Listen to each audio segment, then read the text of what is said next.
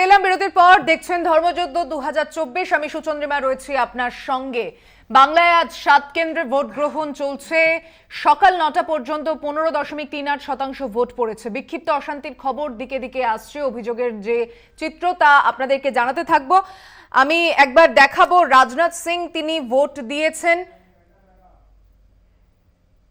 দিল্লির কুর্সি দখলের লড়াইয়ে পঞ্চম দফায় দেশ জুড়ে 49 আসনে ভোট গ্রহণ চলছে সকাল থেকে।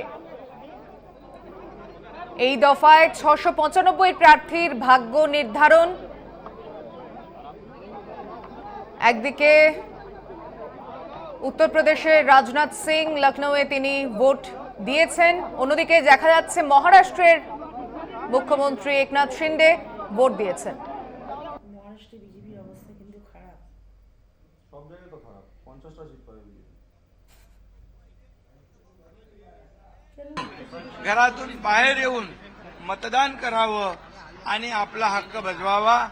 देशाच्या विकासासाठी, राष्ट्र घडवण्यासाठी आपलं एक मत महत्वाचं आहे आणि म्हणून आज मी पाहतोय की उत्साह खूप जोरात आहे। उकाडा आहे, ऊन आहे, परंतु लोक मतदानाला उतरतायत। ही एक चांगली শুরু করব কি বলবো তো।